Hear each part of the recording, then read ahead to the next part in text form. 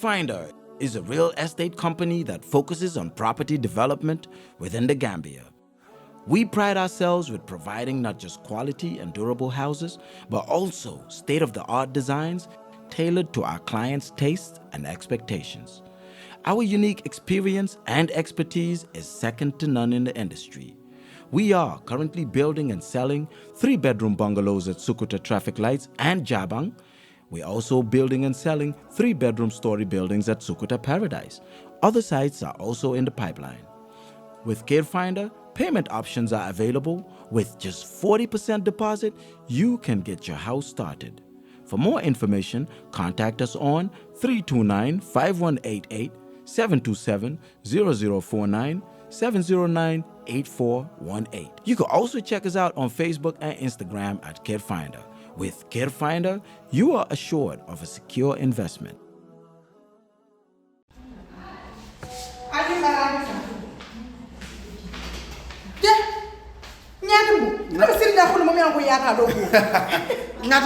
Nyatimbu ntemu APS leti. Ndemu APS leti. APS Gambia lemu APS ti. Katun APS is 100% Gambian. Bari nyatimbu ete kufuri mbala kentala ni. Ke nyatimbu ntali taba futu wola. At least ya fonte ko APS min kullo balbiji. Imo fon fonya fon ka fonyo ko ibina do ibodo ko APS jam fane mo fana fonya nyatimbu. Yo min fo enta sija. Ntanga moyro ko APS wallet isa ko do kinu. Min tata fa wuli muang ime charge fenna wala nta sindi ja ako natimbo nkoy ko kabo transuto kata wala fa wuli muang ite fenne dola womu zero file bitun kabo wo 20,000 la ka sele sal ike tam ike charge mun fa abuka fensi 1% da malam ngati wota yara gamen no be nyanta wala kana APS wala tele mobile ko ko do ki ibadi ngol yajale ni APS kabrin nan credit ko to bari min kum mayata be wala fa mo kas pawat ni suto be during suto be dibinin abe tema biti ko sonda ila APS mobile lo sika ni asika to ya safe da men ko fen ko atondi nawek ha ni oto je nyamen do tachi ama ni ama do abanta ila kas power isa hawasima ajibe free joriti je wata mbade ngameno albesito wulle fisiyata alna leta APS wallet yela lam baylo kon APS wallet nyaako doro barin koto nim fata do so kon to dañu be fo no le mol ñala jam nim fata do so kon mbafole basiti je mbita ndo register jede kadu sa APS 100% namum APS 100% APS Gambia 100%.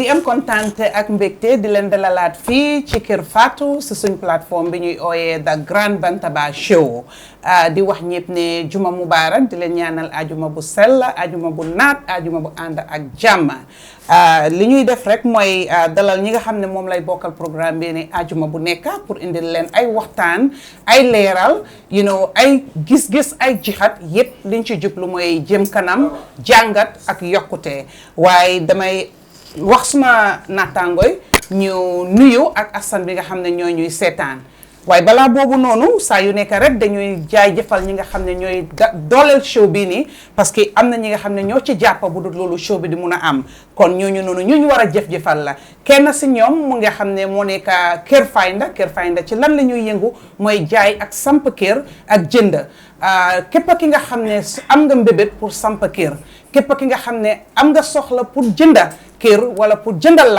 empty land Kër Finder is the right place mooy ñi nga xam ne ñoo wóor ñoo digër ñi ngeen war a jëflanteer pour ñu dimbale leen ci loolu noonu seen mbir wóor na seen mbir leer na képp ki nga xam ne jëflante nga Kër Finder amul kenn koo xam ne ñëw nga am ci ay xel ñaar wala ñu wax la lii def leneen kon Kër Finder seen nombay dinañ ko def ci screen bi ngeen jël ko saa yoo leen amee soxla rek am laajte sax call leen ngeen wax ak ñoom dinañ leen digtal dinañ leen digal dinañ leen jaarale doon bi nga xam ne li ngeen soxla li ngeen di mbébét am ngeen ko ci ni ngeen ko bëggee keneen ku ñuy jaajëfal mooy ñi nga xam ne la ñuy ooyee APS na ñoom financial services lañ li ñuy def rek mooy yónnee xaalis wécci xaalis ci loolu yëpp nag ñu bëgg koo yombalal askan bi ci yombal googu noonu ñu indi ay wallet ay app yoo xam ne ñëpp am nañ mobile phone fu mu nekk nii ñu ëpp ci askan bi am nañ mobile phone boo ci amee Android phone Apple phone benn phone boo xam ne mun nga ci use internet rek da ngay download app bi am ko sa téléphone bi wallet bi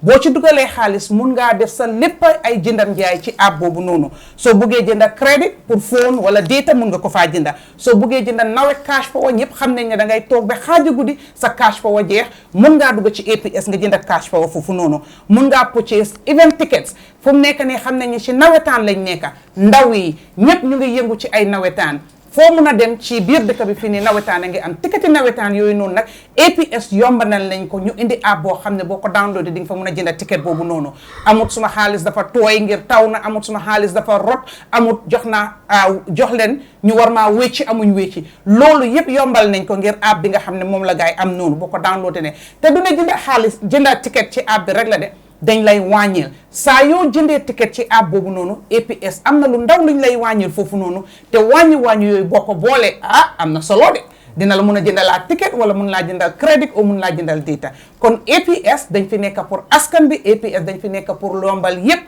pour askan bi suñ jëflante ak ñoom kon download leen app bi pour seen yëpp mun a yomba li may def rek mooy niñ koy defee pour fàttali leen suñ stars yi si Facebook bi saa yoo leen di seetaan rek xalaat leen ngeen click 1 or 2 stars yooyu soo leen ko cliquer jox ñu ko dafay tontu xaalis boobu noonu day delluwaat rek pour dooleel media house bi ni dooleel show bi ni pour nga xam ne rek every Friday uninterrupted dinañ mën a ñëw fii nii waxtaan ak yéen comme da ngeen di toog rek di ko xaar loolu rek lañ bëgg a kon click leen stars yi ngeen may ñu moo stars dañuy dugg ci programme bi waaye ma bàyyi suñ gan yi ñi ma bokkal plateforme bi balaa ñoo dem si gan yi nga xam ne lañ am tey suma right ma am Ablaye my brother pour mu nuyoo askan bi rek ak ñëpp ñu ñuy seetaan balaa ñuy dugg ci plateforme bi Ablaye.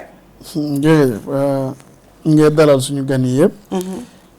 di waa jaajëf ñaan kër bi mooy kër Fatou and di ñaanal Gambia yëpp and of course brothers and sisters ñu fi nekk ak ñu fi nekkul ñoom Buuba and Talibu and everybody di ñaanal dëkk bi jaama di ñaanal lépp jaama and then welcome to the platform. Thank you very much Ablaye thank you Bayo natajang again jumalung do bari jandimbe dunna programme oto ngibula iteni njiber lar yenyo kontong ngadum programme oto katabek jibe lalu mbal kontona nene afu nyame wala mutana arjuma do bi fana mu arjuma do lati na ko panel show mel mantara jang ke kontong talibo buwa MC and others be fan kontona Abulai Mealonko is here with me today. Mbakondona Nene being the host, and all the guests Mealonko Nemel Sotajam be fanang be kachala kukuma bala la comme Nene Afunyami. Diamo kono ayafole mon Mealonko will be program koma. Mele bulodinje for like being program winning Ninan Savo Sanji full of Kodi. Nyaje be kelano ni sponsor Sanji Sabanjam bolo kono sai. Mele okay wala mu mol million ko be programme ko ka sementu ya APS aning Kerfinder Kerfinder kam men nene ya fole Kerfinder kam men ko wala nyuntu ko ka korda lolke e ka korda wa folke ni momo leftala donc cinema realo ne ker fadu ni momo ka deal mo seno no le ka deal so ni man tara jang il lefta korda la il lefta korda lola il lefta korda jorangol la ni ker fanda ko ndo donc iba make sure la ko ilo sulo ko ni timandi APS be yalo ne they are in everywhere so APS fanang ila apple momo yakata APS apple download kapin kaspa wala bang ani nawetanol be keren sante ni yaji be lot of nawetanol be keren they are partnering with them kaje ko ticket sango sone e bulo kono ani ticket sangolu e mari be kala fembondi le jele ni ka joje talula maybe APS back le tan nan lulle o be ni yaje bo kala donc APS nar la ka sonanto ke mole all the time melga programme jibe fanang stasol be dumale ale stasol ki afana ga value add ni programme kan ga value add to the studio also romba flale ko we are here for you people anu hakili kilim manga hakili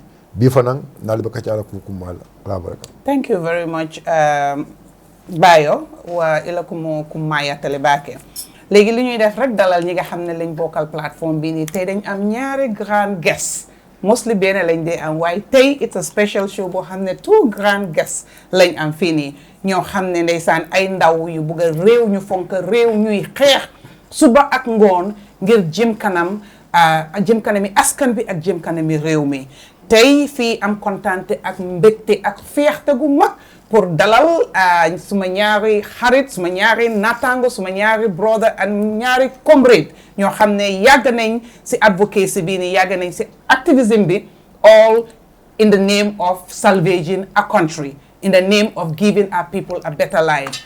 Ma turn to my brother Yusef Taylor known as Flex Dan I mean oh my god yeah bàyyi la rek nga nuyoo askan bi you can speak in Wolof or in English either one or mun ngaa jaxase milaas soo see sa saraxule boo bëggee nga rafet in fact sax balaa ma wan léegi man foog naa dinaa am pour ñëw si yow pour classes man sax dama surprise yow sa skills da yaa ngi correction ko imagine yow yaay correction ko I know right bàyyi naa xel loolu di ñëw seen listeners yi seen followers yi kontaan nañ trop pour ñëw fii. yaaga neen Gambia moo tax ñu ñëw. maa nekk spokesperson for Gëm Sa Boppa. so ñëw naa pour ñu waxtaan mbiri Gambia am na lu bari lu nekk di xew si dëkk bi. dëgg léegi sax doo dee xam ban topic ngay jël sax. waaw because it's too much. it's too much. so thank you so much dama dee follow seen programme bi. and thank you to the team si seen liggéey seen hard work. Behind the scenes. Yeah, it's your first time on the Grand Bantaba. Yeah, exactly. It's my first time on the Grand Bantaba. Yes. Although dama dee ñëw. kër gi moom media house bi moom sa place la waaw. waaw te foog naa ne maa Kexx sax mus na ñoo nekk on plateforme fii nii sax. dégg la. So di thank my brothers. yëpp si plateforme bi. I'm so grateful to be here. pour ñu waxtaan ñu discuss. Thank you very much. Thank you.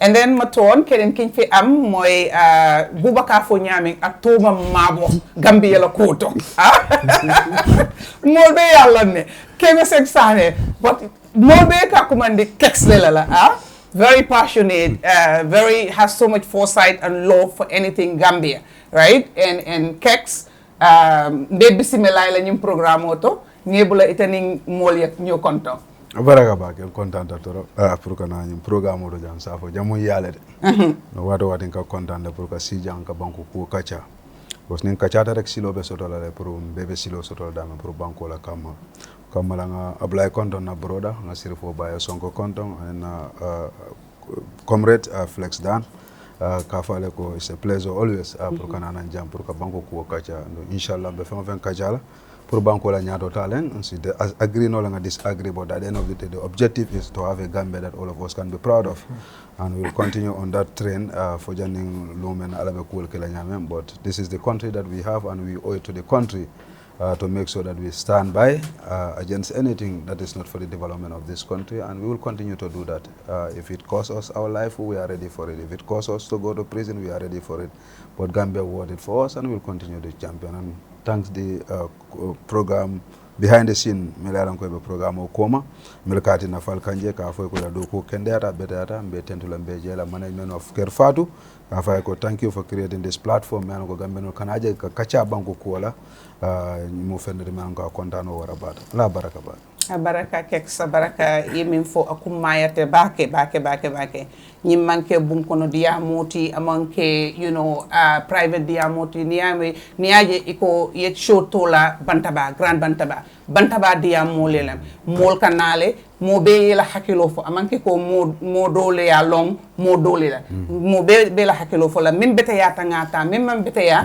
Jonathan an kanata say wokumayate bakale balaa ñoo dugg ci programme bi niñ koy defee rek ci fan yi néew yu passé ne le ñu am fi tiis boo xam ne tiis benn ndaw moo génn àdduna te suñ leen benn ndaw rek moo génn àdduna war naa naxari képp Gambia ku nekk Gambian kuy eewoo Gambia war na laa naxari parce que bakken loo xam ne la yàllaa koy joxe te yàllaa ko war a jël waaye su nekkee ne bakken boobu dem na ci anam boo xam ne rafetut war naa naxari ku nekk war na ko méttitlu soo ñu ngee ñaawtu anam bi nga xam ne moom la Omar Badji génnee àdduna ak li nga xam ne circumstances yu surround génnam àdduna li ñuy def mooy jaale képp a familleem jaale képp ki ko jege jaale bépp Gambian jaale bépp ndaw on behalf of this platform di métti li xew waaye li ñuy def la li gën a am important mooy ñaanal ko yàlla àggale ko si àjjana ya gën a kawe yàlla baalal ko bàkkaaram yàlla leeral bàmmeelam yàlla seddal bàmmeelam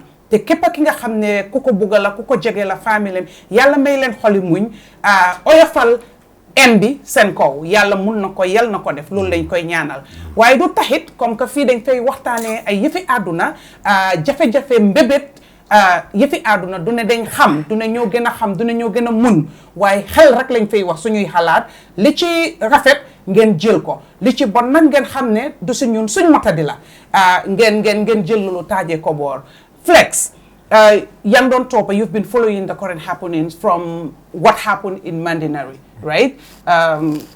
Omar, unfortunately, lost, his life. Again, it still has not been substantiated, but what do we believe? For me, always I tell people, if anything happens, I am on the side of the people. Whatever the majority say, that's what I'm going to go with. Whatever side I need to choose, I'll choose the side of the people because that's the most.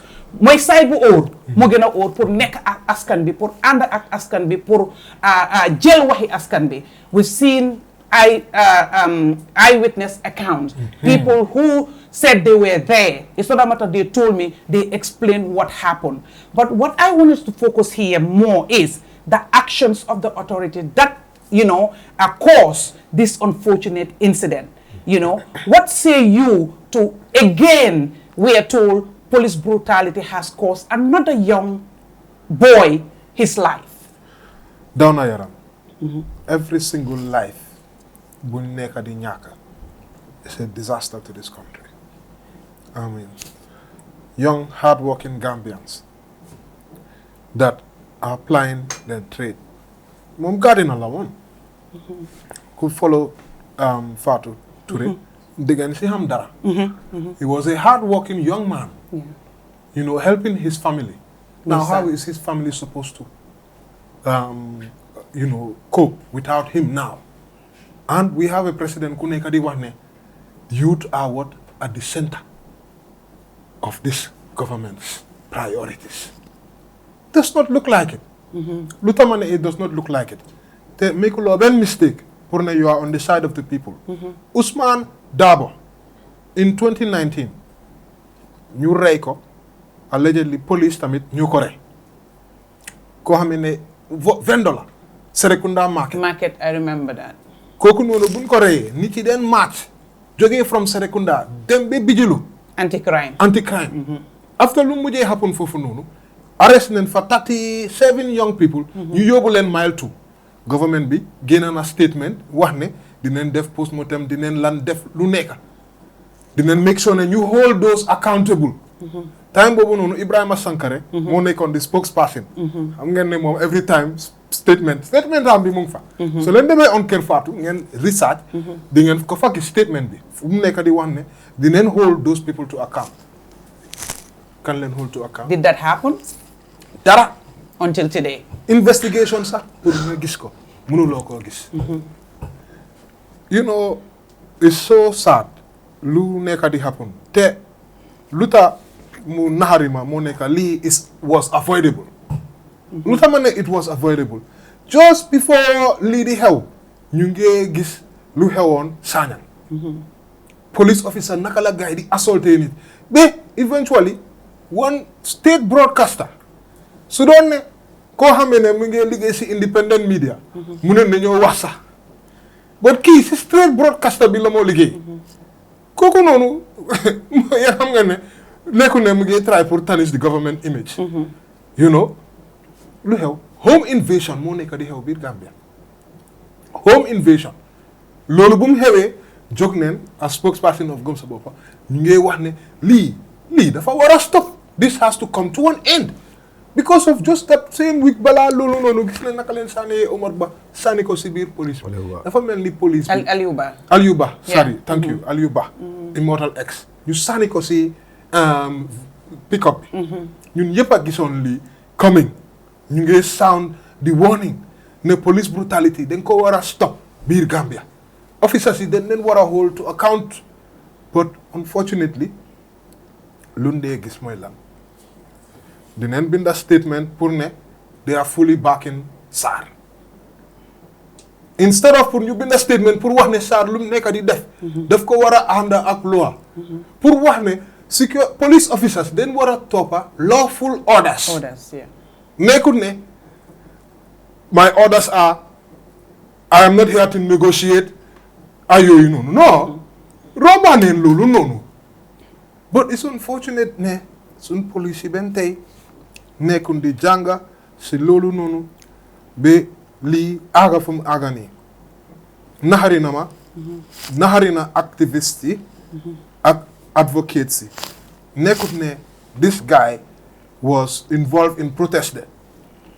because of them war a clarify president bi statement am president his first lines of his statement was wrong mu ne there were disturbances that led to the death of Omar Baji that's false that's inaccurate so he must have been misled you see so what information are they hiding from the president president bi yow as president tamit nu mun di bon da nga war a xam lu nekk di dox sa biir dëkk bi and you have all this apparatus to know what is happening in the country yaa ngi amee NIA yaa ngi amee other institution bi su la waxee X another institution mu ngi fa boo xam ne mun ngaa laajte mu wax la ndax lu mu wax dëgg la ndax du dëgg videos yi yëpp a ko gis su dee président bi xanaa du dee dem on social media xanaa gisul koo xam ne police officer mu ngi téye nit ki mbéj ko somebody who is under custody beneen in Lamin police officer mu ngi téye nit mu stamp nit ki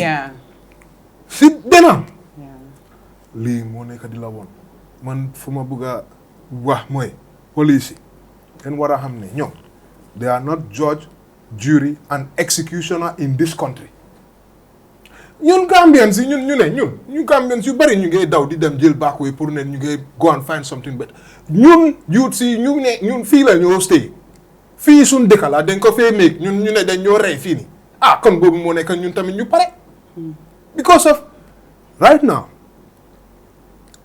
te fii laay daaneel police seen behavior is so terrible but not only that ñu ngi génn seen statement soo leen readee ñu ne xawma 4 police officers ñu ngi leen suspend ba pare ñu ngi leen detain bi doon turi officers yi de waaye ñun moom ñun ñoo xam ne ñun protesters ñun moom ñun criminal leen I remember all your names were listed where you live from ñun where you come from fuñ jógee suñ tur yi lu nekka ñun yëpp list neen suñ tur yi ñun ñoo bëgg a déstabilise dëkk bi loolu la gars yi di wax ñun ñoo nekk minority xam nga dëkk bi dañ war a wax dëgg de interesting dëkk bi dañ war a wax dëgg interesting so I think for army days till now their names are nowhere to be seen. Population. I'm telling you. But for us, the very day, the very moment they arrest us, if that's the very moment they will publish our faces. Just pour add si loolu. So they on the police because police dama leen dey monitor very well seen page te de leen dey monitor. So they police just on the first mooy démba am na kenn kun wax ne was involved in murder and the person who they allege to be the killer. they put the passes. Yes. 16-year-old passes. You've been a Turkey. Oh yeah, the World Bank. I think two of them. Two of them. The mother, the minor, Because the and police are better then than the you. teenager. So they Because they are better than age, you. their They are more name, and important where than they you. come from was all on the statement. Lulumula won Gambia. There is one law for new citizens, and another another that law protects them. for police officers. Well, Interested. I buy one hell that comparison. But anyway, you can get by hell. Ablay, lan moy sa jangat o sa gis-gis si li xew Mandinari until here, you know, sul nañ naka Omar def nañ post-mortem report bi génnaangut as at now that we have in the show, but yow lan moy sa jangat ak lolu noonu quickly rek. Yeah, jërëjëf.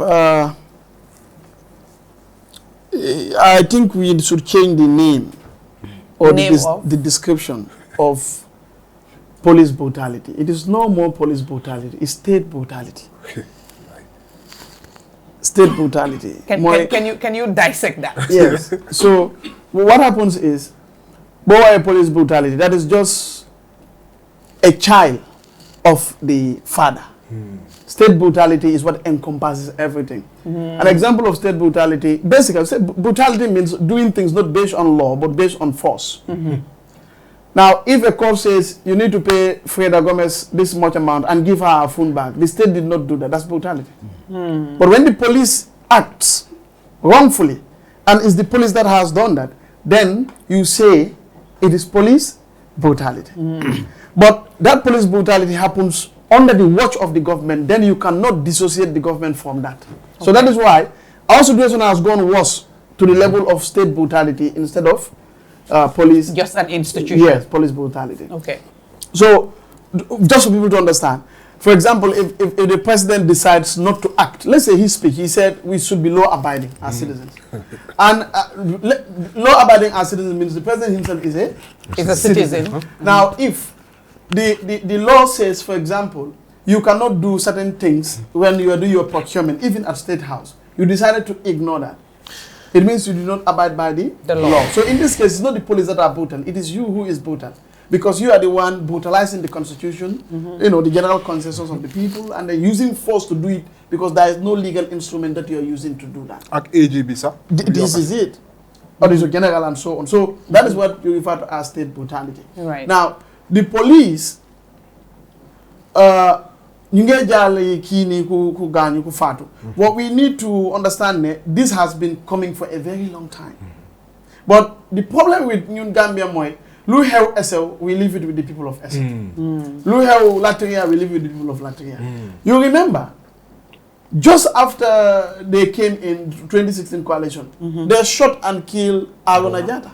Yes. At that time, most commentators say people in Foni are rebels, they don't want to accept. Okay? Up to now, there is no report that confirms Salif Kormoje order, or Major this, or Senegalese commander this. No, they don't want. We have opportunity to see some of these UN reports. UN also did their own bit of the thing. So we know what actually happened. And we have eyewitnesses there, and we know who was in Canela at the time.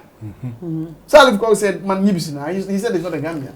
Yet you gave him orders to come and brutalize the people of Fonya, and you kept quiet. They killed a serving soldier, Gobi, Sifo Kujadi, and throw him into the well. Up to today, we don't know what happened. And our understanding was there was a checkpoint, PIE checkpoint, 100 meters or 200 meters, and combats were there. So what happened? Up to now, the Usmani you are talking about. So next time, it could be me. Next time, it could be Kexx. It could be anybody. It could be anybody. So this tells you the police cannot act alone if the state is not enabling it. So that is why giving it only to the police is a problem. Look, if we say police brutality, meaning you are making the police not to look like victims. When you deny the police from protection, from their welfare, you are brutalizing the police. We have 7-point-something billion for security sector reform. Police cannot even have a mere camera so that anyone who shoots the police or cause harm to the police can easily know. That way you are protecting the police, isn't it? So if you don't even protect the police, it means the state is brutalizing the police as an institution. If the state is using the police for wrongful orders, unlawful orders, it means the state is brutalizing that same police. So the police themselves are victims. Unfortunately, they don't. Of course, as well. They don't seem to realize that they are even They're victim themselves. So this is it. Again, look. I don't know if it happens or they do it. Most of the you people might know, but I think the police should have a psychosocial, support unit. When these things happen, they need to get somebody there to talk to the family. You understand what I mean? It's not about you sending delegation people to go and then this, it doesn't make and use religion to brainwash people. Yes, absolutely. That is something I think they need to change. They need to invest into the police so that our policing become more efficient. For example, if a drone were there, they use drone. They could have identified, in fact, the one who did this, who did that. They don't even have to go physically in contact with people. You are going to Mandinari, people who are angry. You kill their citizen or whatever. And you said you did not do that. Naturally, you made them, agitated. And when you are going there, you are fully armed, max. It means you are ready for war. Let's assume the 7 billion was used properly. You could have drones go. You will know the setup of the people who are trying to protest. Just to let you know, not to interrupt you, the police actually have drones. They deploy it during protest. But the way that they use it is to their own benefit. You get what I mean? For evidence purposes. No, they have drones. Yes. And I understand they have one individual that is flying those drones and so on. I know that, but what I'm saying is, having drones, for example, and having, let's say, 1 or 2 people that can operate it, and not deploying them in these times, but only when you need it. Come on, super traffic light, drone comes over me, night when I'm going home, when they are there. I know how these people operate. I don't know why also they make it lower for my car sometimes. So they are monitoring you. They are monitoring you. I'm not sure, but 1 or 2 occasions it came so close. I said, what happened? To check, is it him or not? Is it the one we're looking for? Anyways, thank you very much, Apply. I mean, so wax bi am na lu ma si jàngat mooy ne Omar dafa gën a ees la rek. Omar is just the newest victim, but soo bàyyee xel ci gannaaw di nga compter comme Haruna mi nga wax ne Ousmane Dabo ak keneen xewoon na fi te tamit ba tey nit ñaa ngi laajte defuñ dara ci yooyu noonu so dafa yomba pour keneen nekk victime pour ñu def ko parce que ñi ko def xam nañ ne suñ ko defee dañ leen di boot waaye de amul benn conséquences boo xam ne dina dal seen kaw te loolu dëgg wax dëgg neex yàlla war nañ koo seetaan because buñ toogee di compter kii loolu dina tax nit ñi ragal ku nekk di xalaat man la kañ la moo nekk man kañ la moo nekk suma doom o kañ laa nekk suma dikkandoor kon dëkk googu noonu jàmma yëngatu na so li ñu war a def rek ñu indi loo xam ne mooy indi jàmma léeg-léeg li nga yëfi cameras yi gis nga police bi ñu ngi génnee statement ne daf doon daanu mu stumble mu fall understand nga trying to flee léegi at the end of the day ñele ne le indi nañ another account the account boobu noonu they are witnesses because ñi commit the crime mënuñoo nekk witnesses to themselves they need outside witness so those cameras you were talking about if they had those body cams the body cams would have been able to reveal everything that happened at the time they approached these boys or Omar in particular at the time he allegedly was trying to flee at the time he fell and everything that they did Jonathan when he fell and collapsed but in the absence of that at the end of the day, I guess they're in the disadvantage side because you have eyewitnesses who explain what they use, all those things. And it's not only one person, different people from different places. So, police bi war nañ cee jàngat. You understand? Pour aar seen boppa, pour ir seen boppa, waaye pour ir askan bi parce que moo tax ñu ne leen police officer uniforme boobu noonu du ne doolee tax nga sol ko. Du ne sa xam-xam asa mun moo tax nga sol ko. Dañ la ko jox it's a uniform of trust. It's a uniform of honor. It should be of integrity and to protect people, and that's what they're supposed to do. Anything short of that, you're being very dishonest and doing disservice to the nation. Bayo, yeko mol moile, ite be kuol follow kan nu, nyim funding ke fatale, andung abla ya fu nyameng, nyim manke follow, nyim incident follow ti, police ye involved, and the moye fa ibulu, in the 21st century ko be ngalon ne min kalenu right nga mirale ko no nyin kol te sotola nyin jamano kono bari mbaje kan andum every time nyin kol ye soto funding kel mo be amake ko funding kel leka bo pour que la balam ya tandi bari mol be because mandin na de nga merol jele nga dindi mere nje ye plakato so keito muta ika precious siloto. So it affects everybody else. Yeah, lafta mune fola je reaction. So nene and don't remember ye mol arrest le fanan minul be protest la bari after ye bula. Yeah, so you see yayela menkata mandinaring. Let government understand. You see Nyajibe from the Haruna Jata's protest coming to Usman Dabo's protest and coming to other protests. Yajibe and the Mandinaring protest, you will see the differences. Ajele from Haruna's protest, what happened, Menketa, the amount of solidarity, the amount of people to stand in solidarity with Haruna. Haruna like case Ketanyameng to that level, but from Haruna to come to Usman Dabo case, the amount of people, Memfintita, the amount of protests, Menketa, and coming to Mandinaring protest. So it's bringing someone, aka fenetandi more. And it's very important, government here understand. People are getting irritated.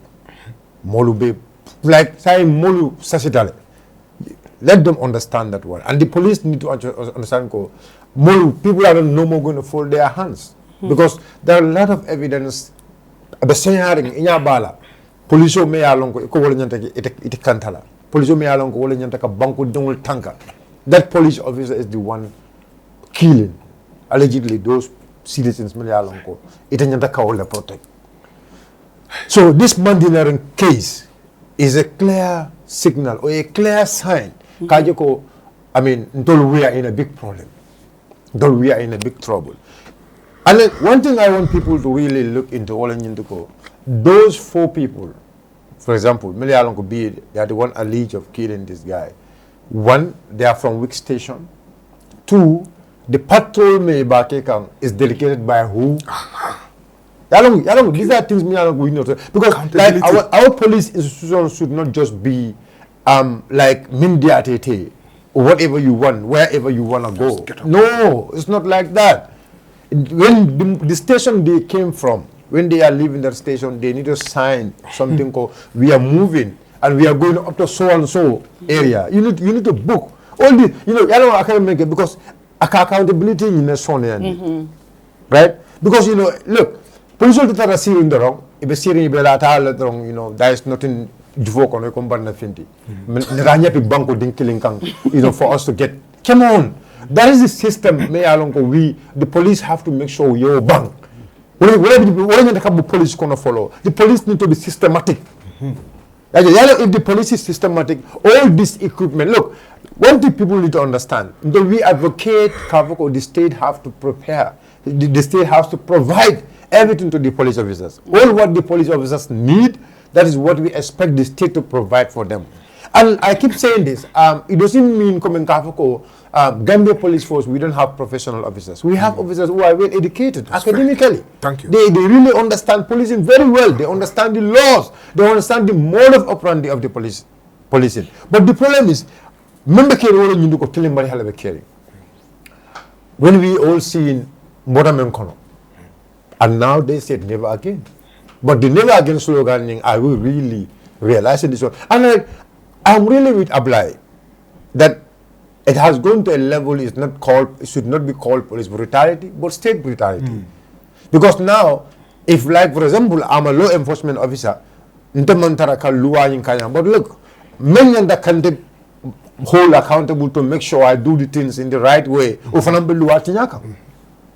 Because now, if Ndole Kata 5, for example, and we voted him for the president, and the president for him to do the service for us, that is something, I mean, there are ways, for example, when we elect the president, President Kanala Elo Banko Benyato, Ayekali Minala.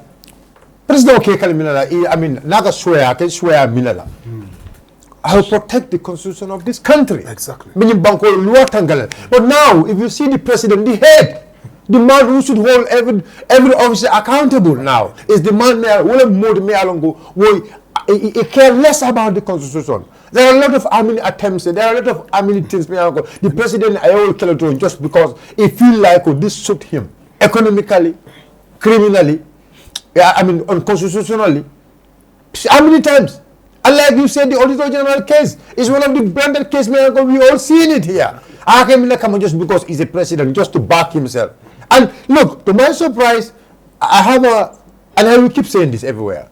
I have an interview with NPP deputy campaign manager, and I was very surprised. I was very disappointed that Ablai Champ, Kalo Kafoko, there is no police brutality. Yes, he said it. He said it. Even yesterday, I was at one program where somebody he said there is no police it. brutality. Yes. And then I said to him, look, my brother, I told him I will help you one day. Don't you think he's being protected by those police as opposed to the other citizens? Because if he's been protected, he cannot acknowledge that there is police brutality. This thing coming kunwa since yesterday, I coming kunwa.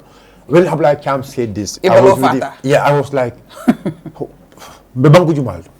because I was even at the position to try to help him to understand what exactly is police brutality. What meant for police brutality. I want to make him to understand. And I give him a simple case. Look, Alu, let me just give you a close case, like just for you to understand. The case of Aluba. Armless. Let's a simple case. Somebody is killed. Somebody is killed. The no will be conferring. If into the other they are armless. You understand that? He was not having anything. Escorted by the police officer. A PI officer came, bam, at a private part. Bam, yeah, done for a private part. Has that particular officer been identified, and what is going to happen to that particular officer?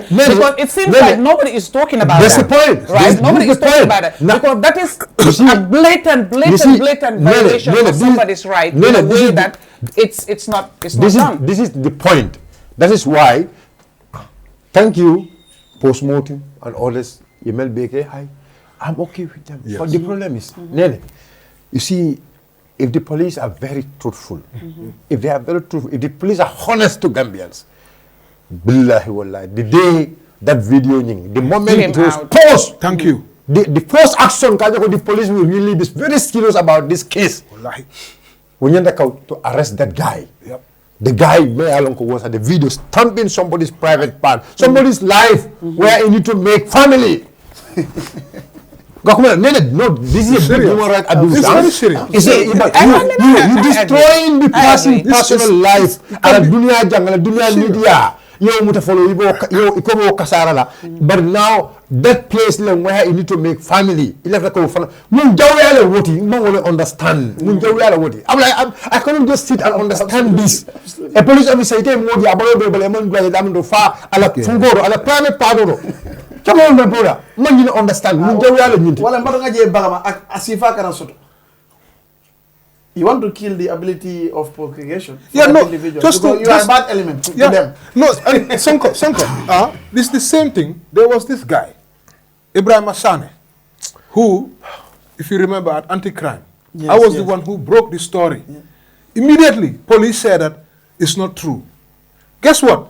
I went into anti-crime to see Gorgimbu himself because I was very, very annoyed that the police said that the brutality that we are writing about is not true. So I said, you know what, I'm going to go into my anti-crime. When we went there, I asked Gorgimbu, it's a habit. Gorgimbu had taken a hoe, ngos, jelko, dorko, funko dor, the same area you are talking about. I asked Gorgimbu, so this guy, was he pissing blood? That's 7, because of this was what was said. Neki, the family 7. I remember when you followed that story keenly to the hospital and all that. I remember. You hospitalized. So it's a I don't know what's wrong with some of these people. To have that kind of wickedness it's sad. To do by, that by a rapper of I'm I mean, I'm the part of the sad thing. Police is an institution. Why should that have man ak num metti num ñaaw num refetu war nañu also acknowledge new report ko as it is, but then the cover up and the denial, now you wonder, are you for the people or are you for you and your men? A perfect example, during the gala protest, when the 20-something were arrested and put in different police stations, remember Ghetto Pen, them, were at anti-crime, and when Ghetto Pen was brutalized, right in my presence, I was standing there, myself, Babukar Nyang, and LS Kamara, and AJ Njai, and 4 of us. We stood there, they did not want to be pare. I mean, yalla su len buge feñal, su len buge weer rek daf ko def. You know what I mean? Ordinarily, duñ doon am access pour ega fiñ ega pour gis liñ ko nekk di def. Waaye yalla bo bëggoon pour ñu fekkee ko. And we were there watching. Then afterward, I could not, I had to intervene and, do what I did. But they denied it and said that did not happen. Well, and I was like, you guys, it's not Ghetto Pen who explained to us what you guys did to him. We were standing right there, watch you, 3 able-bodied men, and the guy was in handcuffs. But you said it was not true. After I kept on asking Ellis, am I the only one that saw it? Am I losing my mind? It's something that happened that, they were like, don't worry about it. We all saw it. We all intervened. We all spoke again. And they apologized, but later on they say it did not happen. So just for saying it, the way they try to change things, because if you do it too much, even where you are right, people will not believe you. Because people will say, it's a systemic thing. They always deny the facts. They always lie. They can do better. Kexx, still on the mandatory issue. You were personally involved and very close with the family from inception, right? And working very closely with them, Can you just give us a quick rundown? Because again, I saw even at the time you went with them to the hospital to perform the postmortem, you gave a quick narration of what has happened. Again, you are not a medical personnel, you are not a lawyer, but you are a reporter. And when you report as it is. You don't take any if or dot, you don't cross the T's, you don't do the Y's. It is as it is for people to dissect it and just take whatever they think. Just give us a quick rundown, your interaction with the family, and then the postmortem thing, because as of now, today, Friday, the report is still not out. So hopefully when it's out, we will see what the report will reveal. Hopefully then we will take it from there. But just quickly before we just move to the next topic. Yeah, Kafa Baraka Bakarek. Chile family, at that time, the family was actually, these are people who didn't understand procedures. Yes. And they were seeking for justice, but how do they seek for justice? And seen as a civil society and as people who are concerned, we take it upon ourselves that we will help this family to make sure that justice is prevailed. Because like they said, this was a trend that was going on.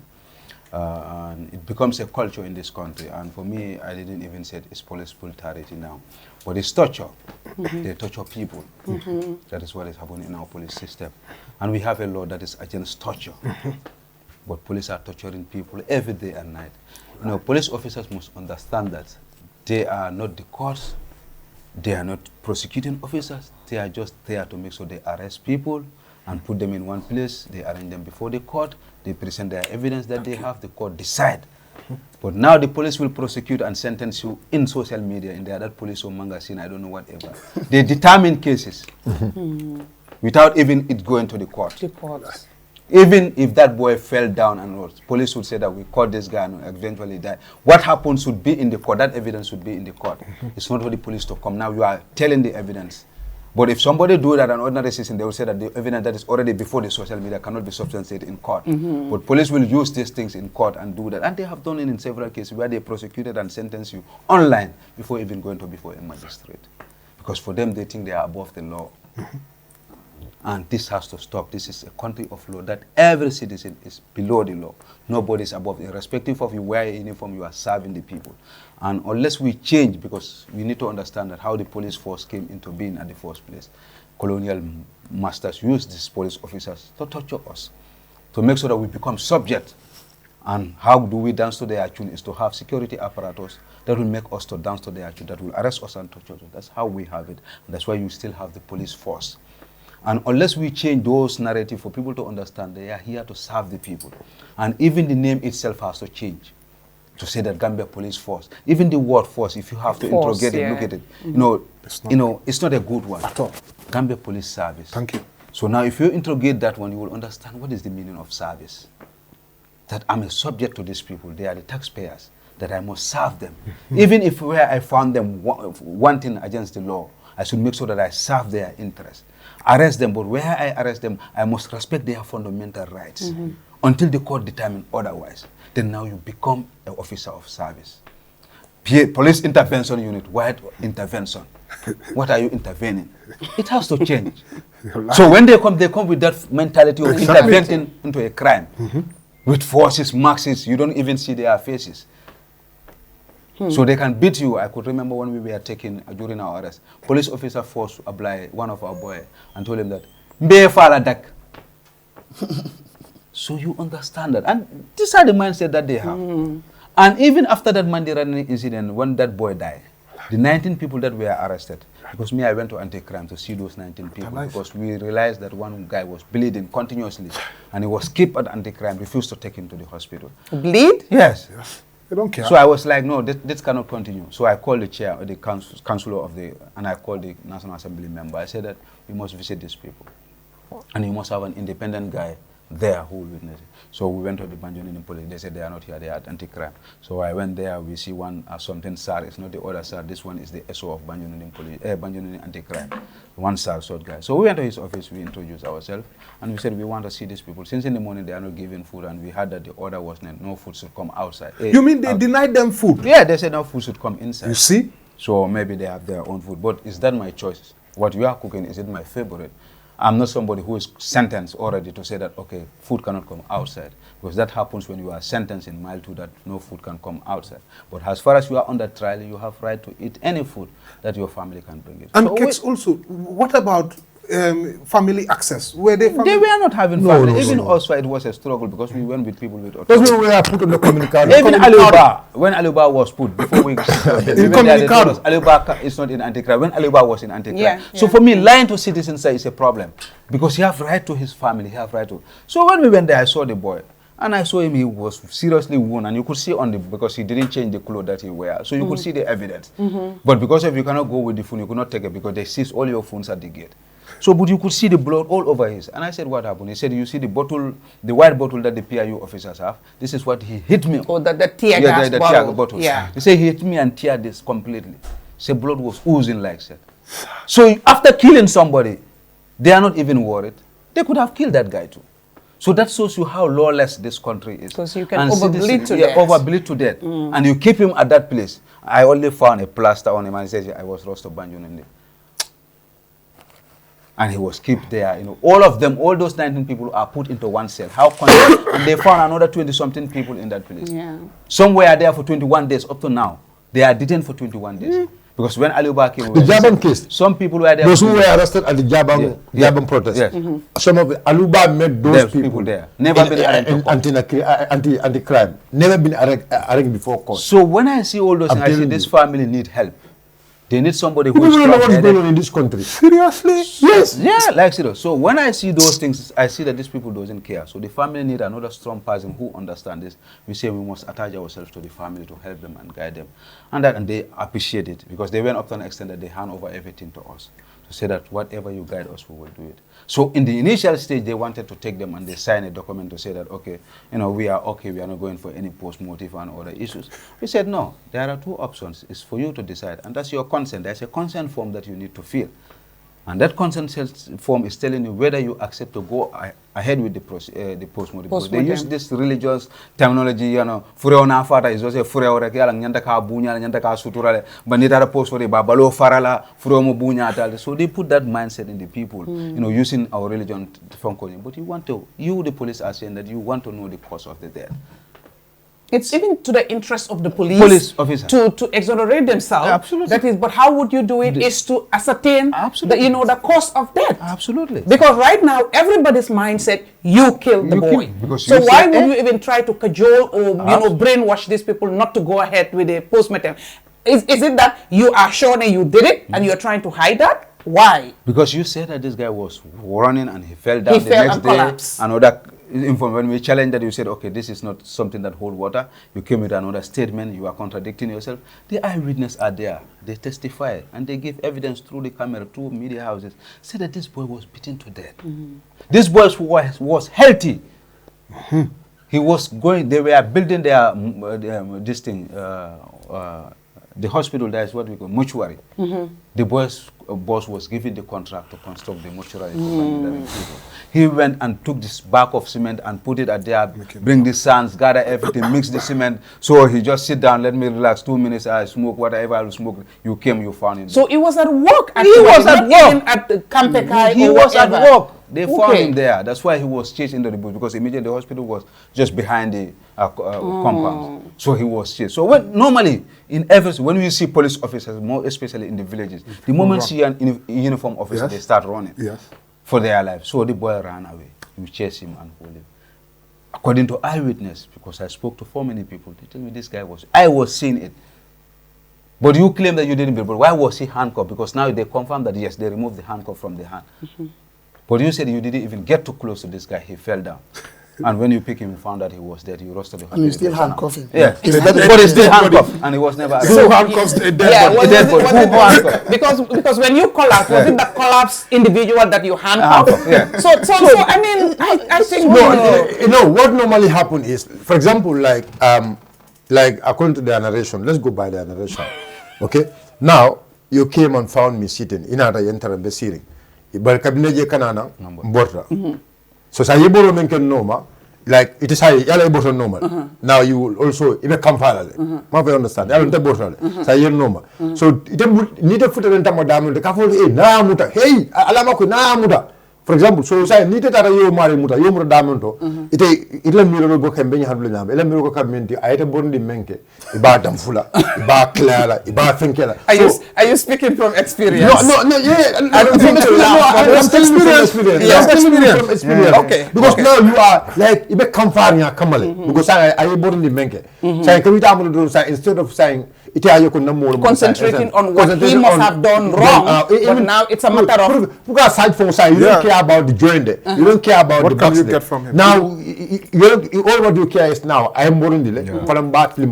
Make sure you know I never menke he pay for it. That alone psychologically you can understand you know these officers must touch this boy because if a kamfara kamale ya damfu ya think so and really alma dungola balo there are some certain position in human being when you hit it hard like, you weaken it. If you hit the head or you hit the stomach or you hit here or you hit here basically yaka momola rek along automatically amarim flat la o ya xam nga góor ak jigéen sa jigéen biiram moo gën a dëgër jigéen mën nga koo dóor si biir mu saf mu métti rek mu lii waaye góor biiram boo ko fa dóoree dang dafa moo gën a métti rek susu biir bi sax ok I'm telling you susu biir bi sax so dembe foofu rek baax na so when we see the family was very vulnerable and they need people that will help them to guide them because they didn't understand because of the situation and possibly they've never gone through such never in their life. So we said we will definitely help and we went there, understand what is their mindset. For them, they want justice. We said we will guide you through. You know, if you need a lawyer, we will provide you the lawyer. So when they called them, they said, tomorrow you must be in Banjul to sign this consent form, whether you are proceeding with the post-mortem or nothing. You know, these people are not educated. You put a form before them, you know, hi, if you tell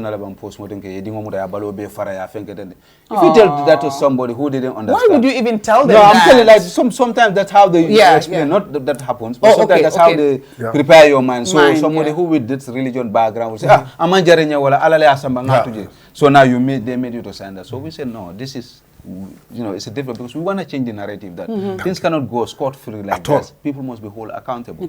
So we went there, we guide them before they go inside. We told them these are the two options. But we cannot decide for you, you are the family. But we can guide you that for the best interest of Umar, this is what we will have to advise you to do. But now it's left to you to decide. To choose. But at least you've presented the options clearly. Yes. And they understand. I said, Council, you can do this. And once you agree on this is the position you will take, go in with the post-mortem, we will guide you what to do. So when they decided that, we said, now, they have their own lawyer because now it's the state's event. And we must allow them to exhaust, even though we might have our own event. And in the event it comes otherwise, we have our alternative. That, you know, we will do another we are taking another direction. Even the results come in the side of the police. We have our own side that we are going to battle it out, and we will do that, and we will advise the family to do so. Right. So, but for now, since this, let's just give them the benefit of the doubt. Let them do whatever they will do. So we tell them we will provide you a doctor. Then we consult 2 doctors that are private doctors to be part of the people who conduct the post-mortem. So we went through the process. They went and signed the consent form. They take an affidavit and support the form to say that this is the consent of the family. We accept. We went to magistrate and he granted the application for them to go and do the post-mortem. So these are people who didn't understand the process. We say we can go together again. We bring the private doctor. We bring everything. Guide them through the process. Right. They identify it because there are thousands of dead bodies in our post-mortem. Those are not identified. People are there. So first, before they bring a dead body and say this is your body, you must identify. Identify. We told the family first, let them produce the body, and they will call 2 or 3 family members to go and identify. Take your time. There's no rush. See the body. If it is Umar, you are confirmed, said yes, this is our dead body. Then they let them lift it, and as they are doing it, follow the entire process because this is illegal. So we did that. We have our lawyers. They have their teams from the police department and everything.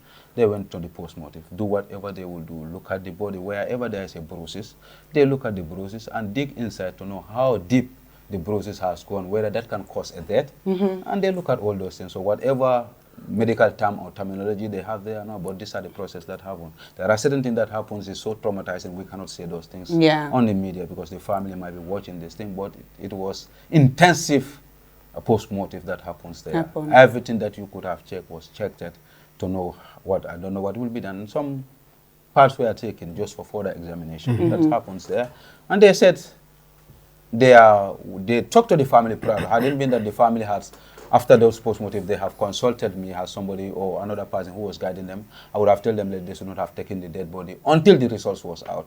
That would have been in my position. But after everything, they told the family that now this is your body.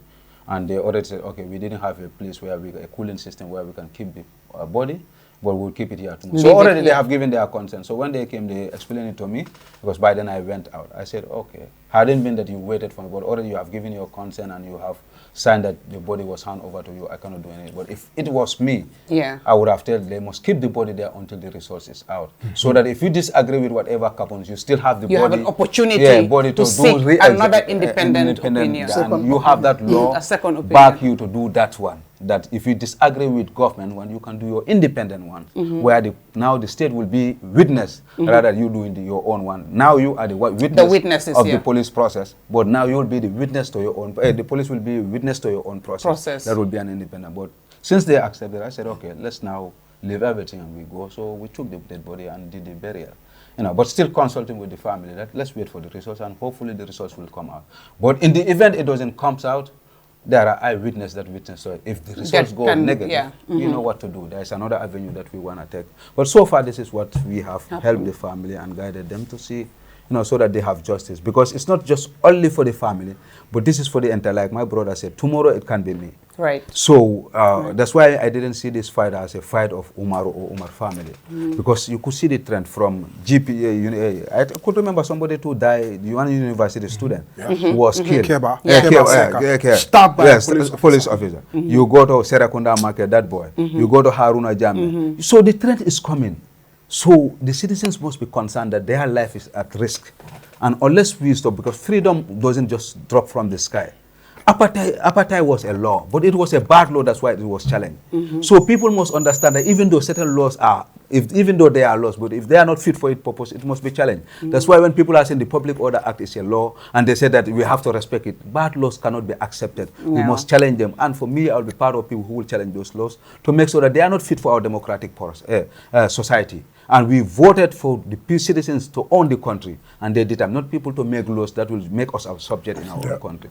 So these are some of the things. I'm very glad you explained the process, and at the end, when it was exhausted, they took their own independent decision to accept to receive the body and go do the burial, which you did not have, a say to, because you are not part of the family. You were just there to guide as a concern, an activist, a Gambian who loves people.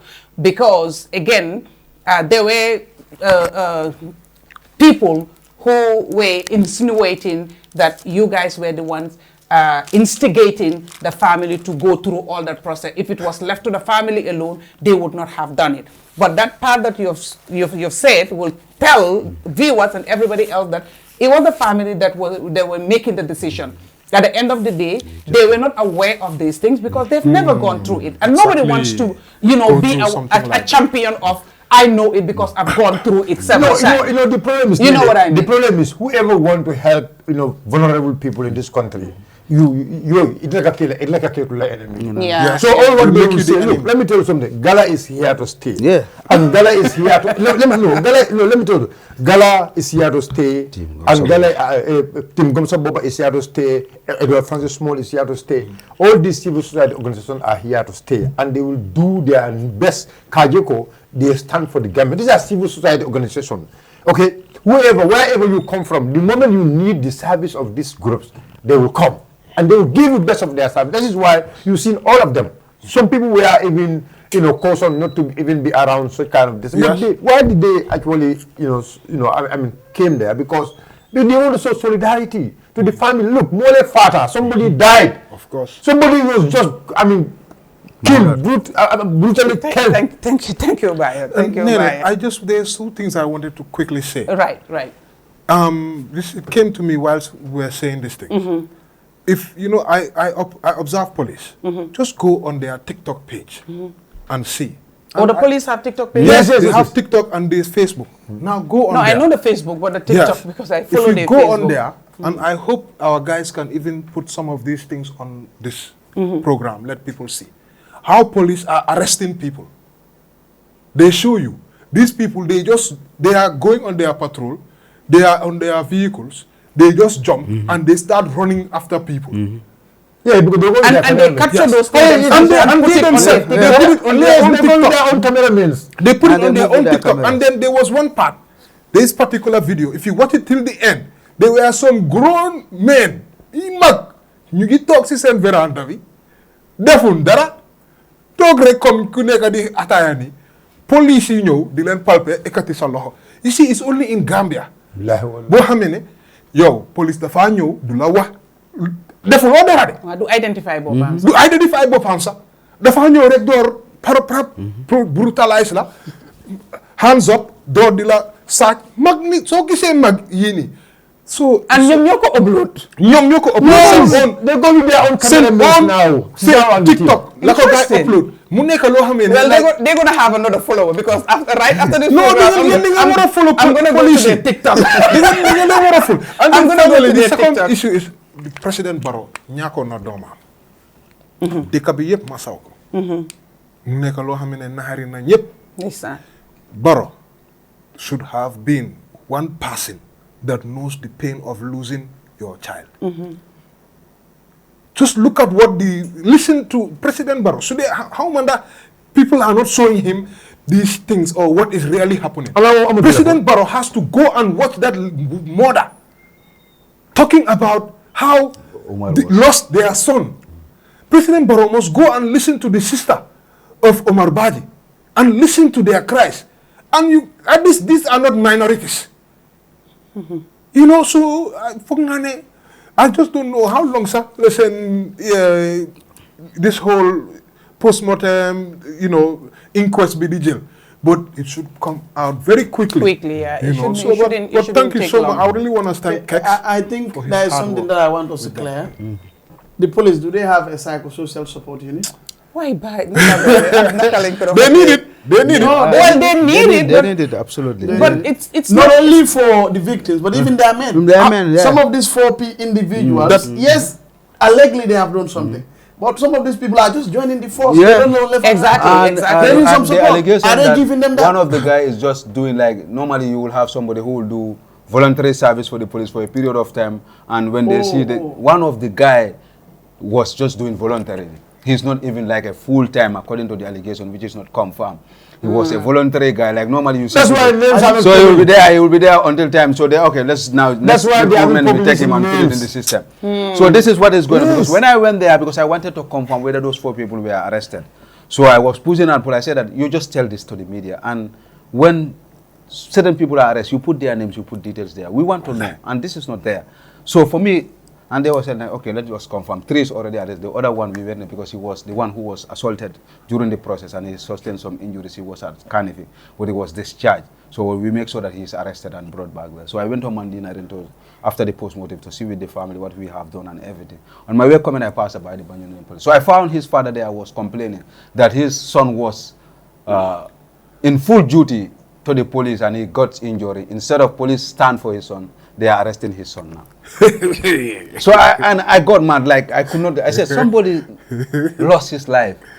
Yo, this guy is just injured, and you feel like, you know, and this too is somebody's son. Yeah. So I was like, I could not get. I just drive my car. Now that I confirmed that for they select few informants, like they use them as informants. They use them as people they will send. He was having a Rasta. So they use them as informants. You know, people infiltrate. It seems like even during you have these plain clothes that look so not police-like or official. In between officers. Exactly, because but that's normal in policing. Okay, but. So that's what we want to establish. That happens. I mean, I want us to move quickly. But before we move, yesterday, Thursday, we know the people who were protesting about the Pura that were arrested in the course of, I think, 3-4 days. You know, the police are prosecuting them and they were appearing in court again yesterday and all that. Can you just give us a 2-minute summary of what has happened in court yesterday? Then we move to the other topic. Yeah, like you said, these are people that were protesting against the Pura's decision to interfere with GSM operators, their competition. And that's not the domain. Pura is designed mainly to protect the consumers. So anything of the interest of the consumers, you should even be happy that somebody is doing your job for you. So they went out and they wanted to submit a petition and they were arrested. And they were arraigned before the court, charged on one single count of possession. Unlawful assembly. No, possession. There's possession. Okay. They were charged on the criminal procedure, criminal... 63. No, the first charges was on the public order. Number 5. And number 5 of the public order.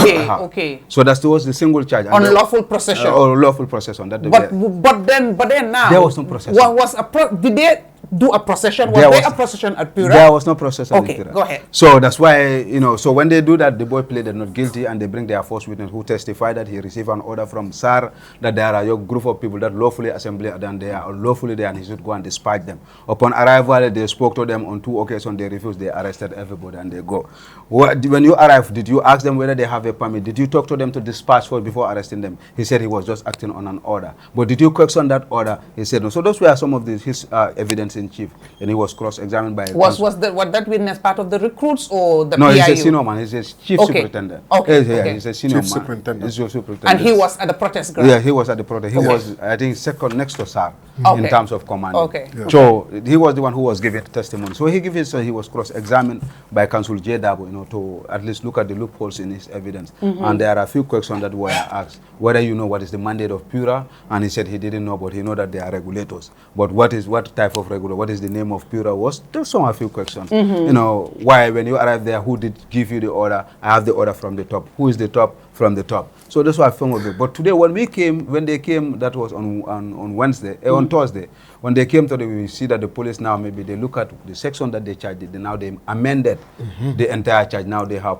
put aside the first charge that they have charged this one, came with a new charge, and that they rely on the criminal procedure code, section 62 of the criminal procedure, or lawful assembly, without a license from the Inspector General of Police, and also they add their possessions now. So they bring these two, now it becomes a new charges. And now the court was requesting that since it is new, then that means whatever happens is now non-avail. So now you have to start it afresh. Then you must read the charges to them and they must take their plea. Take their plea again. Yeah. So they did that. They charged, all of them pleaded not guilty.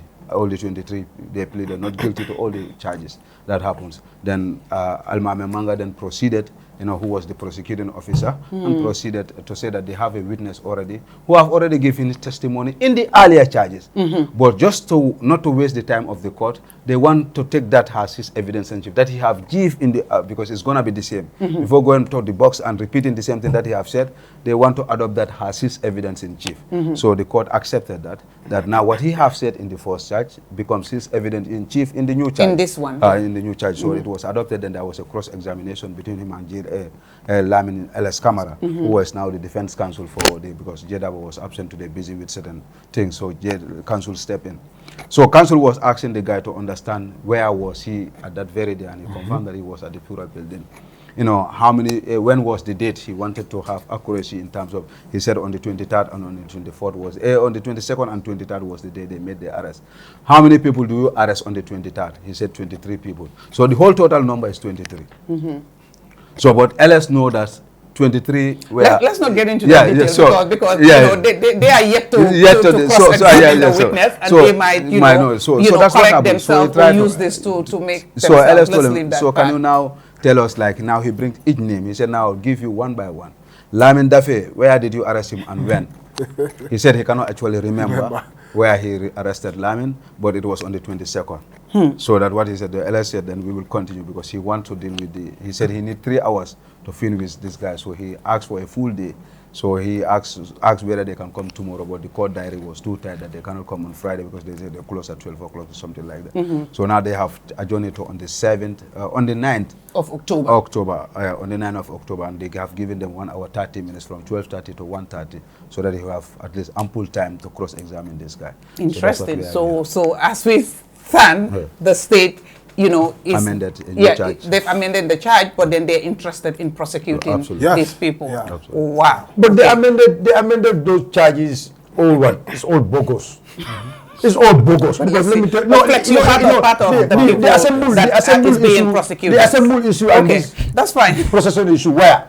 Where the who assembles? Now I want us to Don't do a procession. No, but that will be determined in court. You don't have to go to Pura. That will be determined in court. Citizen. Yes. You don't have to go to Pura. Everybody. That will be determined in court. They don't know what is Pura, sir. That's okay. That's okay. Now, within the week, you know, again, few weeks ago, that there was a protest also, and some people were arrested. That is the National Audit Office, you know, saga with the Auditor General and all that, you know, because there were speculations about what is happening, the corruption, you know, the mismanagement, and yada yada, a whole lot of stuff. But finally, the National Audit Office has presented audits of 2021, 2022, and 2023. 3 years. But I was even asking myself, why do you have to have backlog? Because if 2021 was out a long time ago, let's say in 2022, the issues raised, right, possibly will not surface in 2022. And of course will not surface in 2023 because it would have been addressed. I would think so. But if you publish in 3 years, you know, backlog in 2025, you have not even audited or you've not even published 2024, not talk less of 2025 in the last quarter, which means we'll keep on having backlogs and then addressing the issues will be difficult. Absolutely. But now, I mean, the reports are out. Flex. Oh my God. Oh my God. Total sum so far, if you want to roughly add up, we're talking about in the billions, right? Of mismanagement, corruption. The opinions like that way. Hey, no, it's more than opinions. No opinions. I can explain. No, that's what our president is saying. The president is No, because if you look at all the three reports, you can see persistent mismanagement. Because what you find in 2021, you find worse in 2022, you find worse If you can in my Badibunka voice. The worst opinions, boy. Worse in 2023, right? So persistent mismanagement. You would have thought that because the reason why you do this audit is to avert such. So that subsequent year, you see better. And then the subsequent year, possibly you won't say eradicated, but you will still see better, right? You have gone through what is out. Can you just dissect it, you know, in 5 minutes for the understanding of the people watching us? Yeah. I think... Possibly, so many was say, or if not in English. The audit, dafa am solo. Te sa njeka sa force la tebi, mbiri, naka leen amee 3 years nii am na solo torop. Yeah. Parliament ñu ngi doon try hard pour ñu def catch up ak auditors yi tamit seen boppa.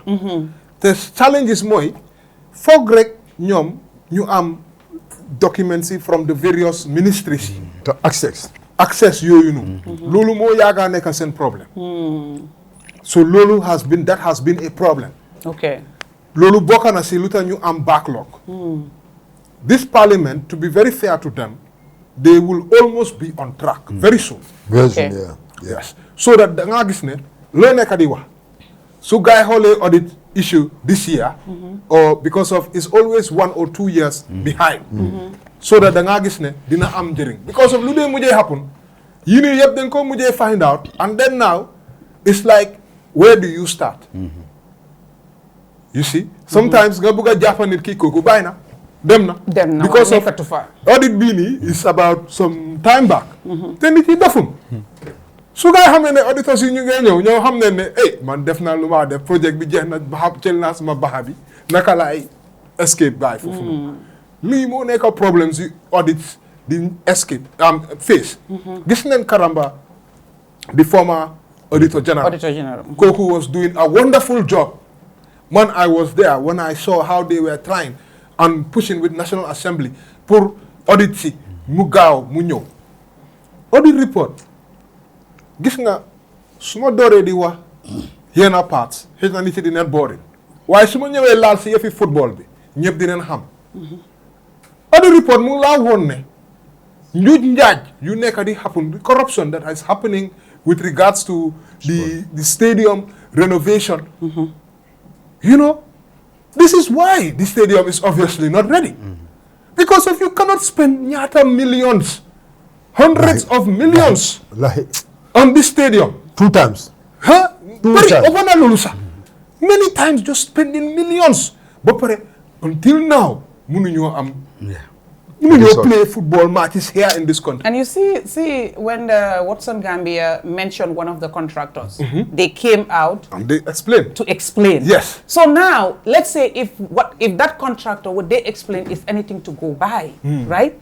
Then there is incompetence and negligence on the side of the stadium management, the Ministry of Youth and Sport, and central government for allowing such to happen. Yeah. After all that millions been expended. Kickback la boy, kickback. And you know the sad thing is, you guys spend millions see National Audit Office. Sampanen building expensive for and we are paying auditors who are doing a brilliant job because of Sen Liga is according to standards. We're sending them to other countries, to other embassies to bring in information. It's so important because of audit. Nekune auditors in ñoo decide lan moo nekk rules yi de. The rules are there through constitution, through public finance act bi. Mu ngi fa lan nga war a def lan ak lan leen war a def auditors yi ñoom dañ leen dee tooñ nag. Because of ñëpp dañ leen dee auditors all lu ñoo dem mooy loolu bi public finance act bi mu ne da nga war a def li ana sa vouchers ana sa receipt ana sa lii su gars yi start di xool loolu noonu ñu gis ne kenn retire wul. You have the fee, but you do the whole civil. That's when they start digging and coming to the bottom of the corruption. But all that money that have been spent is for this government. When the audit reports are sent, they are attached. The president, they have visibility of it. Police have visibility of it. Police, look guy what are deaf. They should act on those audit reports. Police then or financial intelligence unit. And then serious crimes unit. Fraud squad. Yep, Interpol. The problem is, you see, if we had a serious president that is not saying audit report is just opinions, that recognizes that we are spending millions in National Audit Office to save us, to make sure that we can catch those who are wasting the money. We can catch those who ñoo nekk di xañ Gambia pour ñu play si suñ football field bi fii. Président bi su gisoon loolu noonu mu mel ni man. lii mu ngi ko naxari. da ngaa gis dafa call Inspector General of Police IGP I am ordering you to start an investigation immediately and prosecute those people who have done X, Y, or Z according to the audit report. loolu moo ñàkk si Gambia. Right. te loolu moo tax gom sa boppa ñun dañoo protest dinañ protest kañ because of corruption bu nekk di dox si dëkk bi dinañ collaborate ak suñ partners yi Gala to protest against this government corruption is one of the biggest problems lu nekk di ñu rey. Absolutely. ba pare National Audit Office, the way that the police stormed that building. Man def an independent institution like press that. conference mu ngi dox. dina ñëwaat si yow si loolu dina ñëwaat si yow loolu si loolu naka Kexx. Yeah. Report bi soo ko xoolee glaringly, you understand, it's not suma xalaat or suma opinion waaye li report bi liñ binda foofu noonu there is glaring mismanagement, right, of funds. There is glaring manipulation of statements, right? There is glaring corruption. Yeah, it's really damning. It's disturbing. Again, 3 years backlog, and it's like wasn't. I'm speaking the Badibunka language way. They're the ones that say that wasn't. Where do we head? Where are we heading to? If this is what we are seeing, what would you expect 2024 and 2025 to reveal? Especially if we leave these things just to go to slip under the carpet. Our country, fognu serious. And man, I didn't see the sign from people that are running the affairs of this country that they are ready for seriousness. Fox citizen in jail, the ownership of this country to hold people accountable. This has been a trend since the regime of this. If you are following Parliament, Flex knows, I knows, we are always in Parliament. So I think this country we need to understand. And the issue of the bad luck, if you are dealing with the bad luck, you will never know the fair view of your public institutions.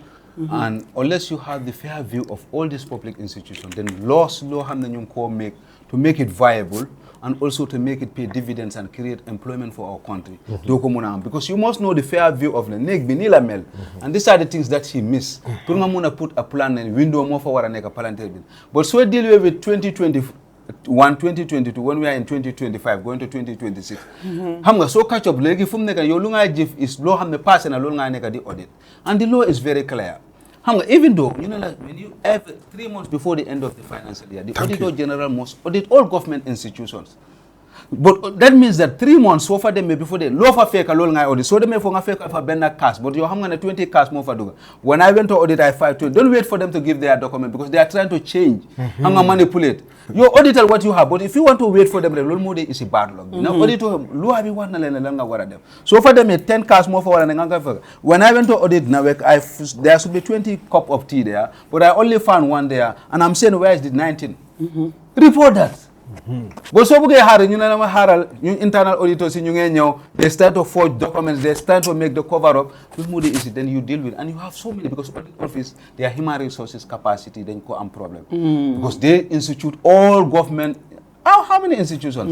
Local government, SOEs, even sometimes they go what we call special audits, yeah. I understand where issue comes like COVID-19 fund that comes and you want to do a special audit about that.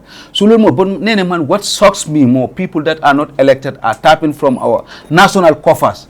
Because the law is saying that somebody who is not elected and nominated is not recognized by law. I see the first lady taken from our consolidated fund, Nigel Harris, the first lady, Prumu Waratugi, neither say even decodable. Somebody who is not elected and nominated, law doesn't recognize her. She's a private person, Jabari president la, she should not have any discussion in our national matters. And that's a problem. Now Amadou Sanneh, the uncle of the president, the First Lady office is an independent office. They put it inside there. That's what I'm saying, but it is supposed to be. Yeah. Supposed to be. Yeah. But and this is since Halifa. First Lady office. I can remember. No. Then go debate. There was no law. Then go when the president has the power to create any office.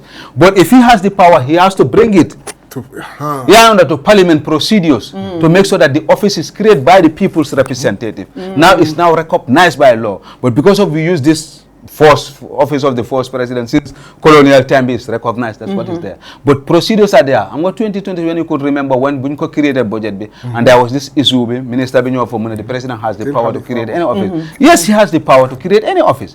But procedures just by name the president can you do it. There are procedures that you have to do out of Munyo. President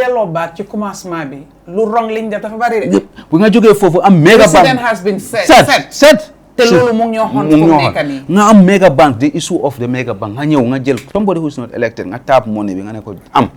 when you have Nga def business. def business ngam companies ñoo xam ne they are doing business to make profit nee na ngay dem nga leen di wax ne dama leen jox tax waive Yeah. these are not NGO am nga tax Waivers. waive daf day ñëw si ñoo xam ne they are NGOs ñoo xam ne dangaa ñëw you are not looking for non-profit you are not Yeah. looking for profit Yeah. nga ñëw nga isi ambulance bi so when you are bringing the ambulance nga ñëw si port bi you know la comme que is going for a community service we don't want you to but these are doing business and they are making profit out of it nga leen ne da nga leen di wéef ba dem ba $24 billion from the taxpayer so kooku dafaa ñëw instead of dafa war a fay $24 billion bi mu ne la ne nee na dinaa jox du nga ma tax waive this is what now 43 bank accounts the law is saying that there should be no bank account that is created that is not under the control of the accountant general and if such an office has to be created it has to be created by the parliament but you know all the revenues of the state must be in the consolidated fund of the state and if you have to remove that money from the consolidated fund of the state I think it's 180 something accounts bank accounts that are created not under the custody of the accountant general no we have a problem in this country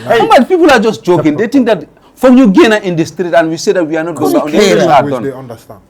just go and look at I 100 and something accounts the law is clear so we have the laws people just blatantly disregard the laws in this country like we are living in a jungle because they don't care comme yow da nga toog rek yow nga nekk permanent secretary man nekk deputy permanent secretary ñu jóg rek ñu dem ubbi benn account rek ñu ne la ne xaalis bu dee jógee fale si mining bi yëpp fii la mooy duga xaalis bu koy jógee si fishing agreement bi fii la mooy duga si account bi not under the account not under the purview of the National Assembly so anytime yow soo ñëwee rek ngay nekk foofu nga catch people based on fishing lands illegally fishing in our country you determine how to charge them nga charge rek ñu fay levy bi rek nga dugal ko so audit report bi mu ngi laa wone Why audit report mu ngi wax loolu because they cannot find any account that those fines if they were paid whether they were paid It's in one of those 180 something. because we're supposed to be wrapping go to up. fisheries you know nene aba yalo gamben ko funa understand ajele ita men ka chalo dum ita men ka nyoko dum ita men ka nyodo mo doro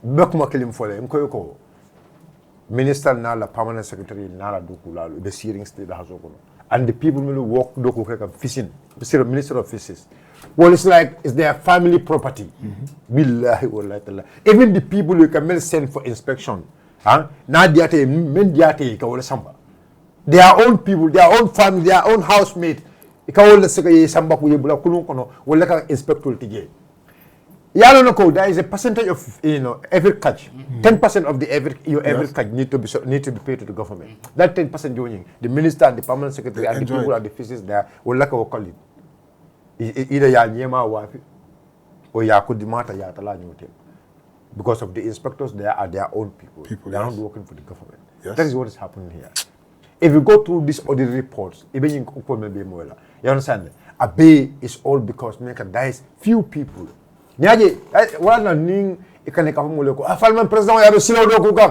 falman president ya hey ngo ga même fale wala nyundu ko abe silo do ko kam ali yalunde o silo nying ko do mel dunto je is it accounted properly but now the lifespan of that road the lifespan of that silo nying you alone about the president is only building that road for you to just see it before 5 years for you just how I think men ke ka wala nyundu how is going to secure next 5 years, but it doesn't care after 5 years. But do you know how much the amount of money pocketed? Do you know from 2016, Kanava 2021, and 2021, Kanava today is more. The difficulties from 2021 up to now is bigger than the difficulty we encountered from 2016 to 2020. Do you know why?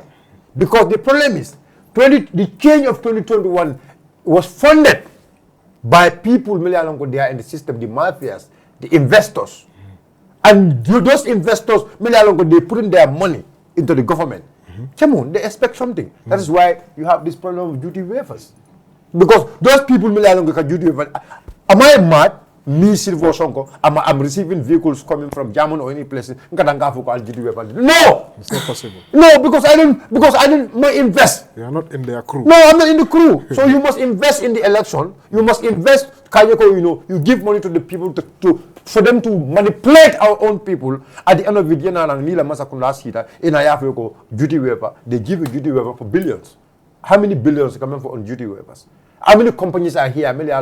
These are private companies, but they are having duty waivers from the government. They are having vehicles coming in Bangkok. 4KD. without even paying tax. How many companies are doing? So all these things are things me along Banco. This is the problem about this country. So when you come out to say this, you are in opposition. When you came out to protest against this, minority.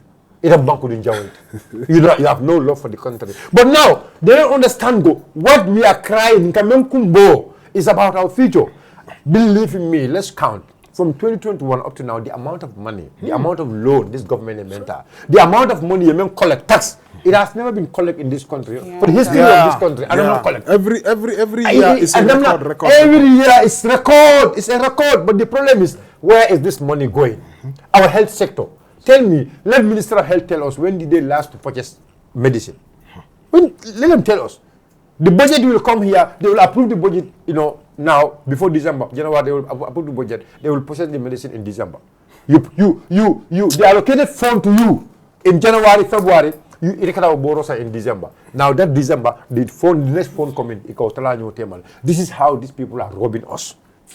That's the kind of government I mentioned. So if the president is saying these audit reports are mere opinions, come on, and the audit, I think we don't even have to dignify and be giving it relevance but that's as what he he said. believes. But that's what he said. He's the leader. Let me tell you something. Whether you amplify it or you don't amplify it, that's what we need to keep on saying, and eventually it will sink in. You must tell people to understand why. No, we keep debunking it, and our every moment of saying is like Ngajalala. We laugh at him that because he's long. Is incompetent. But if it's their opinion, look, you were discussing about the police issue here. Nene. It was said. Deliver judgment based on their understanding and their opinions on this. It's the point. But it becomes a law. It's not a law. Then nobody should be prosecuted. Exactly. Now, our police sector, the police need to have a special unit. They only deal with forensic things, forensic audit, financial. They have it. Expert. No, I'm saying they're not a special center. They have independent of the police. No. Under the police. No, under the police, but a very independent, very solid office. They will work with this audit. Whatever fraud the audit detected, the police have to act. Sonko. So what? Sonko, you know something? They have this. Forensic, because we are reporters, we report about it. And we're even in the Gambia Police Force group as journalists. They report about it. They are having some support. But you know what the problem is? How are they using those things? That's the point. They are not, and you know the main problem, because we never had a change of constitution. You know this IGP, he is under the influence of the president. Everybody knows. The IGP is... Wait, Baro. This is the problem of Gambia.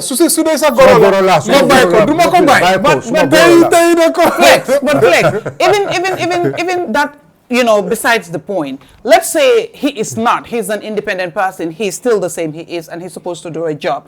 But now, I'm saying, this forensic side of the police we're talking about, are they trained enough? Are they equipped enough? Yes, are they independent enough to be able to do a job without interference? Remember the oil saga that we were talking about, the oil saga, the petroleum saga. Exactly. What happened? Apparently, the police arrested, but the person was released at some point in time. So the arresting officer, they don't have the authority to release if they are not directed or instructed from the top to release. Order, exactly. So the police also at some point in time, yes, we have to acknowledge. You know what happened? Let me tell you something. The weaknesses they have in terms of having the powers to do without interference as well, and having the resources and being properly equipped to do what they're supposed to do. That's why I told you the police, they have the academical know-how is there. The problem is, let me tell you something. They are powerless. All of them minus the recruits. Guys, hang on, let me problem. There be sumai wa baima madal. Wa bay ko mudal. So because of the fact is the police is not independent. Even after doing all the work, right?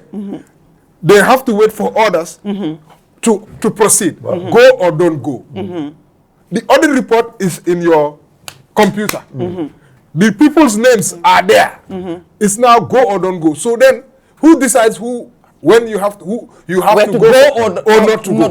No matter what. And there are so many. Look, there are actually some good police officers Let me tell you that. Fantastic. They are not Fabulous. happy Yeah. about what is going on. Yes, for If sure. you talk to them one to For one, sure. they will tell you that they are not happy. For sure. And these Even are the the ones that we problems. see, like the people like the SAR, outside of the uniform, you see the humanness. They are different human being. They don't act the way they act when But they're just wearing listen the to what uniform. SAR said. You You know, understand? I keep reminding what they're did SAR human beings. say? They are brothers and sisters, but they are made to believe it's a mindset change that needs to happen. The mentality that when you wear this uniform, you are above the law. You can do everything and you are protected. And that's what needs to change. But what did SAR say?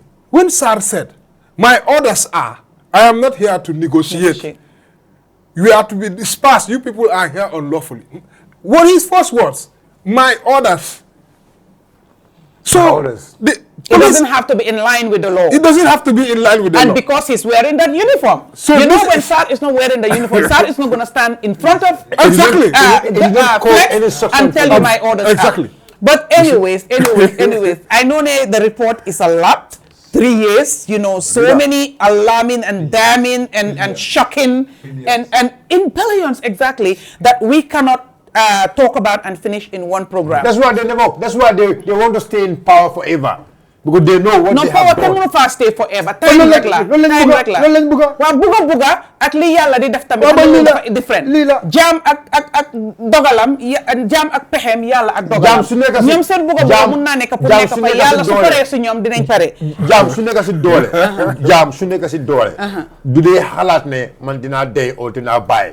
Because doole bi bu am waaye taxut ne du dee. du dee. Anyways, bàyyi we need to move on. Dinañ am pour tëj programme bii nii. I'm sure ne by next week dinañ indiwaat the same guests or different guests dinañ continuer pour waxtaanee li nga xam ne moo feeñ ci 3 years audit reports yi ak yeneen yi nga xew-xew yoo xam ne moo soxal askan bi mooy indi leerte mooy indi jëm kanam mooy indi jaamoo parce que lii yëpp bokk na ci loo xam ne dafa indil dafa tax askan bi di jànkuwante ak ay jafe-jafe parce que billions si ñoo wax nii yoon yi mun na cee baax lopitaan si mun na cee am garab school yi mun nañ cee baax teacher yi mun nañ lañ a fay nurse yi mun nañ la fay docteur si mun nañ leen a fay suñ béykat yi agriculture bi mun nañoo am lépp li nga xam ne ñoo ko soxla mechanized agriculture pour mun a béy goo xam ne dina leen jural loo xam ne li ëllëg si biir dinañ ci faj seen ay soxla faj si soxla seen njaboot ji pour dëkk bi mu naat parce que lii su dee benn nit o ñaari nit ñoo ko jël loolu indiwut naat ci dëkk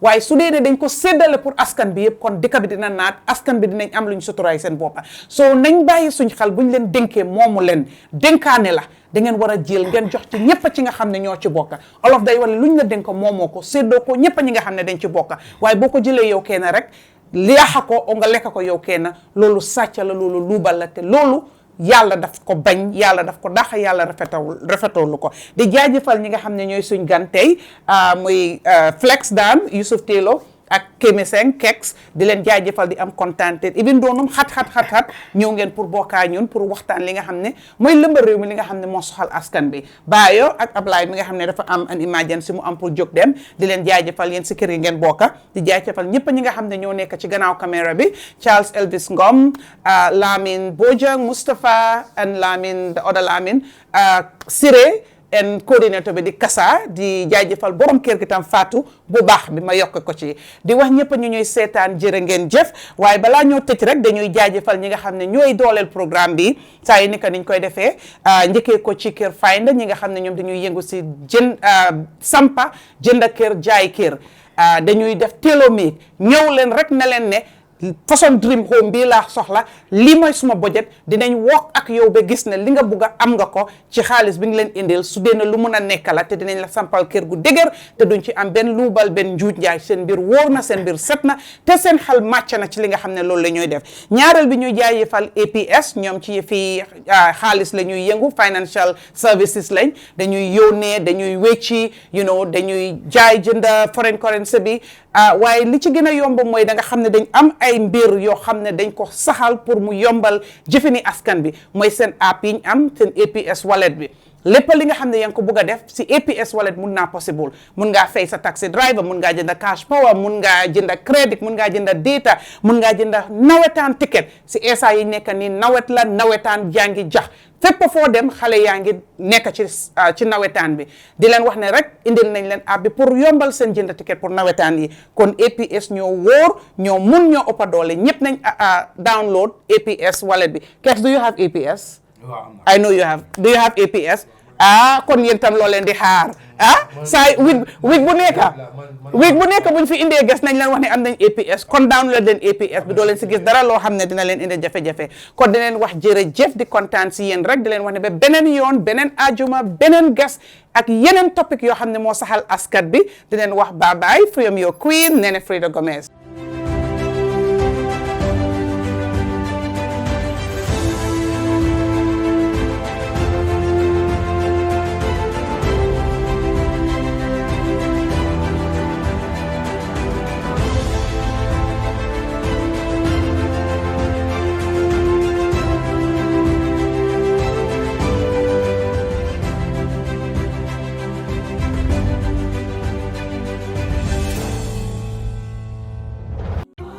Welcome to Kexx Madam Sanneh, bottom Sweden. This is another Kexx Finder masterpiece. Let me take you through it. The first thing that really blew my mind about this house is the crafted seating area just around the car garage. Amazing. And the door is soundproof and transparent. Man, I can't wait to see the rest of it. And now we inside. Look at the living room and how spacious it is. Kexx Finder, y'all always outdoing yourself. And we now at the kitchen area, and you can see me doing my flexibilities and the drawers are so spacious, and then they have a gas cooker. What else to see? Let's go. Now we in the guest room. Look at how big this guest room is. Super big and nicely decorated. And they have a guest bathroom as well. Man, I can't wait to see the master bedroom. Okay, here we go. We in the master bedroom. Look at how big and spacious this is. And look at how big and spacious the master bathroom is as well.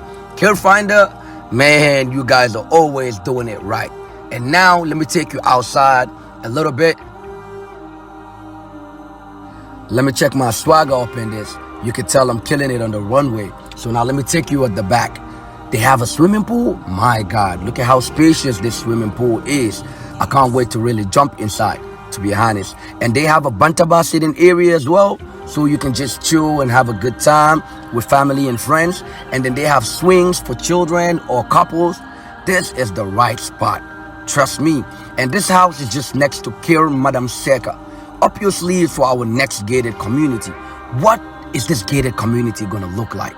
Because Kexx Finder, they always coming up with this special, amazing stuff that we don't even think about. So I really cannot wait for it. So in case you're interested, you can just call 4172215 for more information. And disclaimer, this property is not for sale, has an owner and not open for viewing. Kexx Finder is here for you.